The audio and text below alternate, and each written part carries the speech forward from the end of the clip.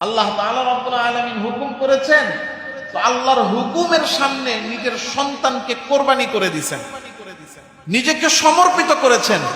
তাহলে এই যে জিলহজ মাস, এটা ফজিলতের মাস। কেন?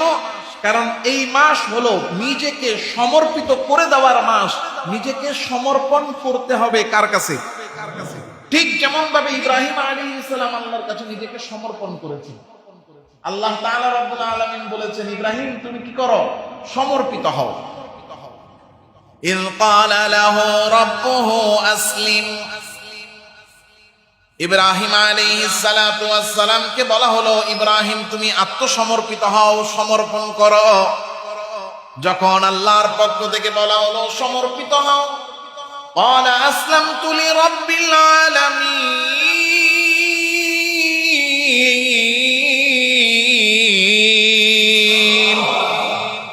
আল্লাহ তাআলার পক্ষ থেকে যখন বলা হলো তুমি সমর্পিত হও, ইব্রাহিম আলাইহিস সালাম বললেন, আল্লাহ আমি সমর্পিত হয়ে গেলাম, সমর্পিত হলাম, নিজেকে আত্মসমর্পণ করলাম, নিজেকে কোরবান করলাম তার দরবারে, যিনি আসমান আর জমিনের মালিক, সমস্ত জগতের মালিক, ওই সমস্ত জগতের মালিকের কাছে নিজের সমর্পণ করে দিলাম। কেমন সমর্পণ করেছেন? ইব্রাহিম আলাইহিস সালাম বলেন, ইন্না সালাতি, ও আল্লাহ আমার নামাজ, ওয়া নুসুকি আমার কুরবানি, ওয়া মাহইয়ায়া আমার জীবন, ওয়া মামাতি আমার মৃত্যু, লিল্লাহি রাব্বিল আলামিন সমস্ত জগতের মালিকের জন্য সবকিছু আমি সমর্পিত করে দিলাম। আল্লাহ আপনি হুকুম করেছেন, আপনার ঘর বানাইলাম, এখানে আমি আল্লাহর নামাজ পড়লাম, হজ করলাম, আবার আপনার হুকুমে নিজের সন্তানকে কুরবান করতে নিয়ে গেলাম। আমার অস্তিত্ব দিয়ে আমি আল্লাহ আপনি রবের দরবারে একেবারে সমর্পিত করে দিলাম। কারণ ইমানদার নিজেকে সমর্পণ করে রবের দরবারে। জোরে বলেন, রবের নাম কি? এই মাস ইব্রাহিম আলাইহিস সালাতু ওয়াস সালাম নিজেকে সমর্পণ করেছেন। আল্লাহ এই মাসকে মর্যাদাপূর্ণ বানিয়েছেন যাতে করে আমি আর আপনি প্রত্যেকেই নিজেকে এই মাসের মধ্যে আল্লাহর দরবারে সমর্পণ করে দিই।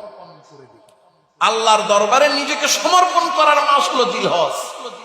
পুরো মাসটাই ফজিলতের। তবে এই পুরো মাসের মধ্যে আবার এই মাসের প্রথম যে 10 দিন, এই জিলহজ মাসের প্রথম 10 দিন, এই 10 দিন হলো সবচেয়ে বেশি মর্যাদা। দেখেন, বোঝার চেষ্টা করবেন। প্রথম ধাপে 12 মাসের মধ্যে সম্মানিত মাস 4টা, 4 মাসের মধ্যে অধিক সম্মানিত জিলহজ। আবার জিলহজ মাসের ভিতরে সবচেয়ে বেশি ফজিলতের প্রথম 10 দিন। আমার কথা না আল্লাহর কথা? ওয়াল ফাজরি ওয়া লায়ালিন আশর। কুরআনুল কারীম খুলে সূরাতুল ফাজর 30 নম্বর পারা খুললেই দেখবেন আল্লাহ বলতেছেন ওয়াল ফাজরি, ফজরের কসম। 2 নম্বর আয়াতে আল্লাহ বলতেছেন ওয়া লায়ালিন আশর, 10 রাতের কসম। মুফাসসিরিনে কেরাম বলেন আল্লাহ তাআলা এই 10 রাত্র দ্বারা জিলহজের প্রথম 10 দিনের কথা বুঝিয়েছেন। আল্লাহ এই 10 রাতের কসম কেন খাইলেন? আল্লাহ কসম কেন খান? আমি আর আপনি মানুষ, আমরা কসম খাই, খাই না? আমরা কসম কেন খাই? আমরা কসম খাই, আমি কসম খেয়ে যেই কথাটা বলতেছি সেই কথাটা যেন শ্রোতা যাকে বলতেছি সে যেন আমার কথাটা বিশ্বাস করে। এখন বিশ্বাস করানোর জন্য আমরা কসম খাই। কেন? কারণ আমাদের কথা অবিশ্বাসের সুযোগ আছে নাকি? মানুষ এর কথা অবিশ্বাসের সুযোগ আছে না নাই?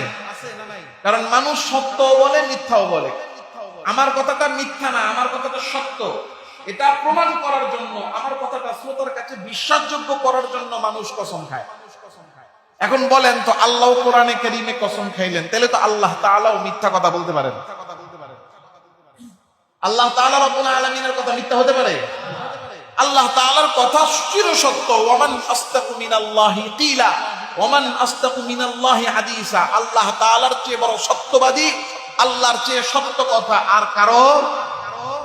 আল্লাহ সব যা বলেন তা সত্যই না, বরং তা চিরধার্য। আল্লাহ যা বলছেন বান্দার জন্য তা ফরজ। তাহলে আমরা তো কসম খাচ্ছি কথাকে সত্য প্রমাণ করার জন্য, তাহলে আল্লাহ কসম খান কেন? আল্লাহ কসম খান দুই কারণে, বলেন কয় কারণে? এক নাম্বার, আল্লাহ কসম খান কসম খেয়ে যেই কথাটা বলতেছেন এই কথাটার গুরুত্ব বুঝাইতে।